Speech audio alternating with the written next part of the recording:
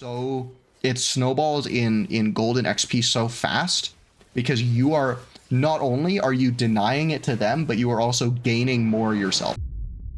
What's up, everybody? So this video is going to be a VOD review of a game that I played earlier today on my mid-diamond Smurf. I'm going to explain to you guys how I used fundamentals to completely dominate this game. From the very beginning of the game, identify where we want to path. I chose to path bot lane this game because top lane is Illaoi versus Malphite, and I don't really care about getting a Malphite fed. I'll look top, but only if it's a guarantee. But generally speaking, I'm going to be pathing like this because the lane that I would like to be impacting is bot lane. This lane on this side is Lulu Varus, which is a poke lane against Pika Ashe. The way that a lane like this works is if this lane gets entirely left alone, the poke can eventually win. Although, given that it's Pike, there's a lot of opportunity for volatility. So if we can find a hook, it can be very, very impactful to like show up down there. Start running down, and suddenly there's a Nocturne. Now, let's pause real quick. What information does this guy give us right now? Pause, think for a sec. We see he has 12 CS, he has blue buff, and the wolves are up. So what do you think his clear was? I'll give you 5, 4, 3,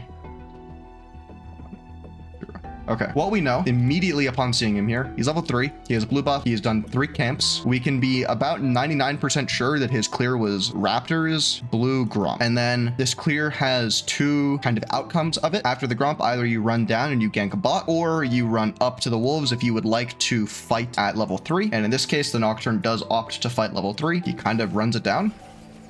I mean, this guy just inted. Even if my Yasuo wasn't there, he's never going to beat me 1v1 because I'm just going to mechanically outplay him. But now we have confirmation that my blue and my Gromp are gone, and I see the bot lane is pushed, so I decide to run down to this. However, at the same time that this is happening, we also know that Nocturne is doing this and going to his top side because this camp is down, and he wants to sequence these top side camps so that he can run back down.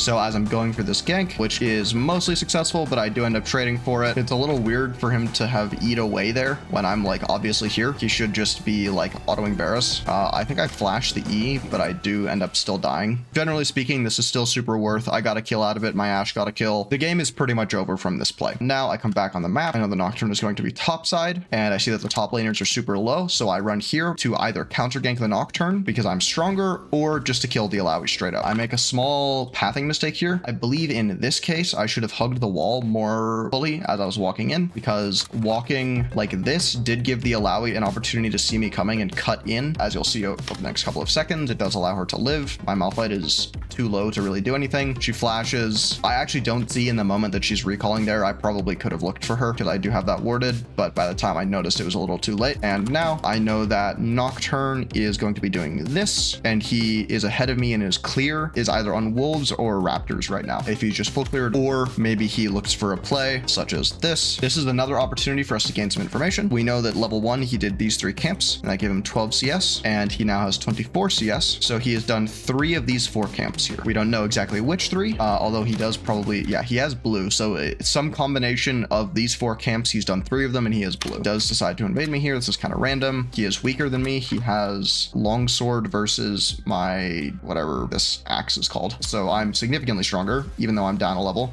And also this is a bad matchup for him. He misses the smite. I believe he does actually live here, which was really tragic. The Illaoi comes in and saves his life. I believe loses hers in the process. Yeah, she dies for it. You can reach any rank you want. All you need is information. I can teach you the concepts and mindset that I learned while climbing to masters, so you can do the same. Whether you love the game or just want to impress your friends, anything is possible with the information I've collected for you in my jungle guide. If you're ready to take control of your rank today, check out the link in the description. And now my objective in the game is still to play around bot side, and I see that this crab has spawned, so I opt to skip my Raptors, because in this case, now that Nocturne has cleared these camps, he's going to be running to the bot side of the map. And because I'm ahead, I want to be on the same side of the map as him, because I want to be able to contest him either bot or mid, because when you're ahead as a jungler, the primary goal becomes not only getting more kills, building your farm lead for yourself, but a huge portion of snowballing is also denying the enemy jungler their plays, their CS, and their ganks. So by matching Nocturne on this side of the map, I can prevent him from picking up any free kills on my bot or mid lane. So I take the crab, grab, and then I see that my bot lane has prio, and I am very confident the Nocturne is on the bottom side of the map. I look for an invade. First, I check the chickens. He has obviously just cleared them because we see his Q, but I have not shown yet. So I walk around with my pike and we kill the Nocturne. There were two things that allowed this play to be the case: bot prio and the fact that I knew that he was bot side. Or I guess technically three things. I'm stronger, I have bot prio, and I know that he's bot side. And when these conditions are met, I can very consistently walk into his jungle and kill him or deny him camps every single time. This is a little bit of a funky play here. I take the Krugs and I'm kind of waiting in this bush for the Varus because maybe we have a dive, although we only have one wave here, so it is actually kind of hard to dive him. It's not a cannon wave, so we can kind of clear it. This ward gets placed, and I know that my pike has snuck behind them. I don't believe that they know the pike is there. So I do this where I walk, and the way that the vision works is it gets cut off by this wall. So by standing right here, I am actually not seen by this ward anymore, and I am not thinking that they have this warded, although this is not completely guaranteed. I'm at least not showing this far up. And what this means is that as a Lulu comes back to lane, Pike can land a hook and we get a free kill, and there's my 4th mark. As this is happening, we do need to be a little bit careful that Nocturne can come back onto the map. Although in this situation, their mid lane is dead and Nocturne has no camps to get down here, so he should be running back to top side. I make a bit of a mistake here. I intended to path up this way to go to the Varus, but I just right clicked somewhere in this area and I got auto path through the tower. Bit of a mechanical mistake that ends up killing me.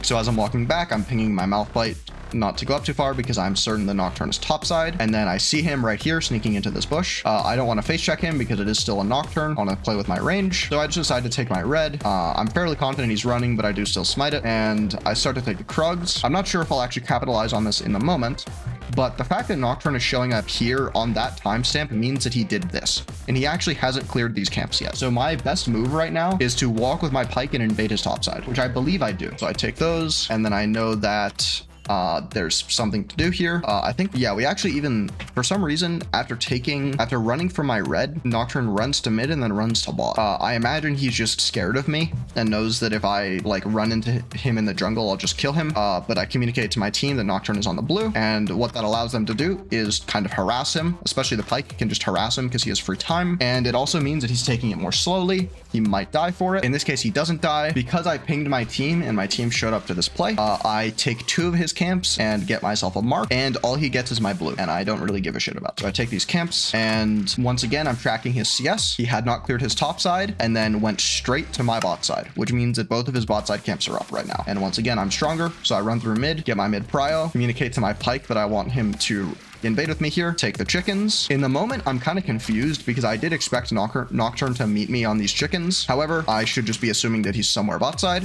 So in the moment here, I was just kind of confused, and I wasn't really thinking that much about the Nocturne. So he did get an ult here that I wasn't expecting. And this was really tragic. I E'd the Varus as he was running away, and I didn't actually get to proc it, which meant that out of my R here, it's actually really hard for me to finish off the Varus.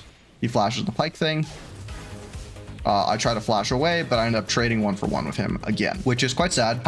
And the mistake that caused this play to happen, like right here, you see my E is on the Varus with 1 auto attack on it. I should have held my E. On Kindred, you always want to use your E at the end of your R. So you never want to be Eing when you can't finish it. So like if I saved my E till right here, he is guaranteed dead and I live for sure. Because on that auto attack where I procced PTA, I also would have procced my E and he would be dead. I make that little mechanical mistake. And now, I have 2 options in front of me right now. I can either from base, I can run to his top side, or from base, I can run to the dragon. In this case, it does look like I opted to go for the dragon, but I think arguably my best play would be sprint to his top side, maybe do raptors along the way because these are 30 seconds out. And then once I get here, I clear these camps, I exit, and I run to the dragon. There are 2 reasons why it is kind of good to clear these raptors in this hypothetical. The first is it gives me an additional bit of gold, and I don't intend to be topside again, so it does also cycle that camp so that the next time I go to topside, it's a higher level camp versus just sitting at level 6 or 7 that it probably is right now. And the second thing is that once I invade these camps and I show going here, if Nocturne opts to do something like this and look for these camps, if I've already taken the raptors, he is not going to be able to take them. But it does appear that I go to the dragon, and then after I take the dragon, I just sequence up, which I don't think is the best thing I could have done here. I do think that invade call is better. However, this was an okay decision. And part of the value in this call is that I've now cleared my bot side and I'm now wrapping back up after taking the dragon to contest the grubs as well. So we're not really giving the Nocturne anything for free. So I take these camps because you always want to clear your camps before taking an objective if you can. And in this case, I'm ahead, so I dictate the tempo of this game, and therefore I can afford to take an extra 10 seconds to clear my Krugs before doing this play. But right here, we do not have mid prio. My top laner is kind of far, although he does end up TPing. Nocturne ults in and kills himself. Actually, I don't... No, yeah, he does die. That wouldn't have happened, or I wouldn't have been able to finish that kill if I didn't have more than 4 marks, but I did, so I was able to pick him up. Here, I don't know why the, like, bitrate is doing that. But right here, I make a little mistake. I haven't played against Alawi for a while, and I was being brain damaged. I should have just run straight out of this, but instead I like hung around in her E and took like 2/3 of my health, or like half my health. But either way, I don't kill her, but I believe my Malphite does. Yep, he flash R's, she dies. I take the Krugs, or the Grubs, and then I see that there might be a top fight. Neither top laner is really committing, so I just opted to recall. I believe in the moment after I did this recall, I realized that I should have stuck around and cleared my red. The reason I should clear this red is because neither of these camps are up for a while. I'm not going to be returning to the side of the map for a bit, and I ideally don't want to just leave my red hanging here for 1 to 2 minutes. So I should have taken this red before I recalled, I think, especially because there's not currently a dragon to take. I definitely don't have the tempo to go for this mark, and I only have 1 bot side camp up. So taking an extra 10 seconds to clear this red is not going to significantly harm my tempo enough to justify not taking it. Let's see. I start running back onto the map, see mids fighting, and because I'm ahead, I always want to show up to the fights. Kill the Cassio. This guy actually invited me to duo after this game, and we played another game, and he was fine.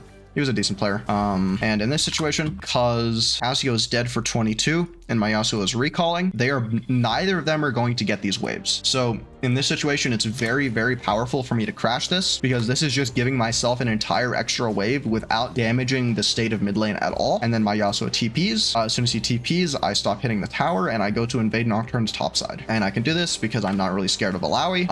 And actually she ends up dying immediately. And I have very aggressive mid prio, and Nocturne is no threat to me 1v1. I even realize that he's ulting mid, and I still opt to ignore it because I'm very confident that this Nocturne cannot get anything done mid lane, so I'm just going to take his camps. Looking at the minimap, we see that Nocturne is trying to do this and contest these camps, so my best move becomes to clear the Gromp and then sprint to bot side. In this case, I choose to recall. I ping my team, tell them that I'm not going to be there yet and that they should defend it. They play slow, fight the Lulu a little bit. He also collapses. We kill them for it. Lulu loses her flash, which does kill her again in about a minute. That play from the Nocturne is not objectively bad. That is the book play. When he sees me take one side of his jungle, it's the book play to go contest the other side. But because I immediately take this recall and I go back, I actually have the tempo to contest this side of my jungle. And because of that, he is actually punished for doing that play. What he needed to have done is just be on these sooner. Although in this case, it's kind of hard to say that because it's a very hard losing situation, and this guy is mid to low diamond jungler. It's kind of expected that he's not gonna find that. This is tragic. Yasuo dies. I think Cassio dies though. She greeted. I don't even have to use my R, and then I just push this. In my mind right now, I think that Nocturne is on chickens, or he's about to be on chickens. So I walk pretty aggressively into this, and I believe he does actually show up right here. Yeah, he shows up. I immediately press R, and this time I do hold my E. So as my R ends, I just easily E him and easily kill. If these camps were up, I would have invaded them first before doing the Herald, because you always want to extend to the maximum first. However, in this case, because they're down for a minute, I opt to just take the Herald. The reason I would value taking those camps over the Herald is, one, I can get the Herald after pretty much whenever I'm stronger. He can't really contest me. And the second thing is that taking 2 camps denies Nocturne 200 gold. However, it's actually much more than 200 gold because he's getting minus 200 and I'm getting plus 200. What actually comes out of this is it's a 400 gold swing for me to take these 2 camps, because I get 200 gold that I wouldn't otherwise get if I was just only clearing my own camps, and he loses 200 from what he would typically have from doing his own camps. Like that's why counter jungling camps gets so, it snowballs in gold and XP so fast, because you are, not only are you denying it to them, but you are also gaining more yourself. So it snowballs in both directions. They fall behind and you accelerate ahead. So we take the Herald, and Dragon's about to spawn, so I don't really give a shit about my camps. I'm running straight to Dragon. And after I take the Dragon, I don't know exactly what his timers are, So initially I go to look into his jungle to see if I can find some camps. However, Nocturne presses R, and right before I lost vision, I knew that my Ashe was clearing a wave by herself. So I'm like basically 100% sure that it's mid. So I hit that. We get confirmation from the F key that she's dying here. She dies. We kill the Nocturne. We don't kill Cassio. Then I drop Herald and I resequence his top side. When I took the Herald, his top side was spawning. Now we've taken Dragon. His camps just spawned. He goes for this mid play. So I'm 100% sure as this happens that these camps are still up because I know that he has not had time to take them. So we kill the mid and I go take the camps.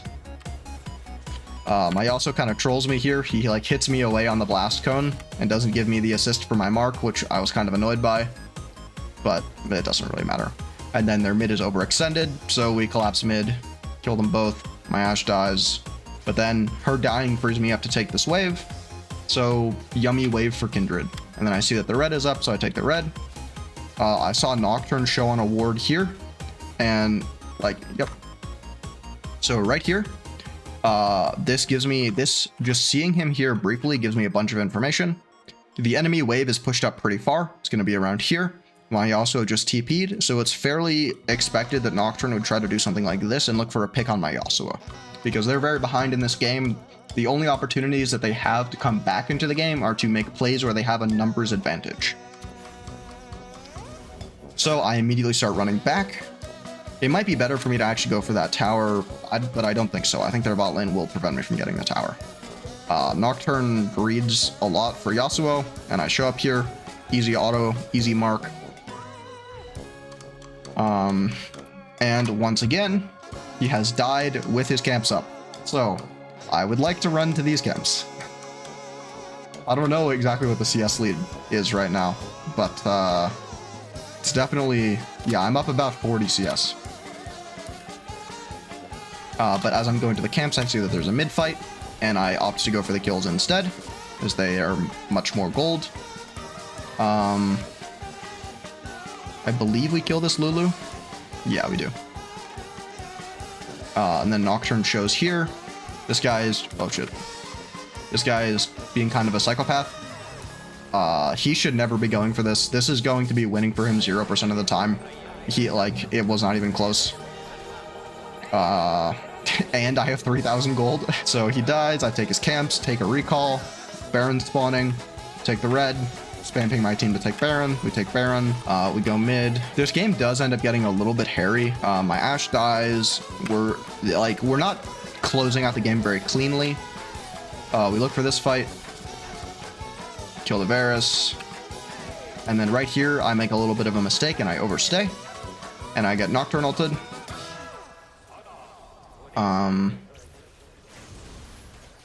I drop my R, but we're numbers disadvantage. My Yasuo for some reason doesn't use his wind wall at all until the very end. But oh well, shit happens. As soon as this death happens, I'm getting a little concerned because my team is not actually ahead. I am ahead. This entire game is on my shoulders.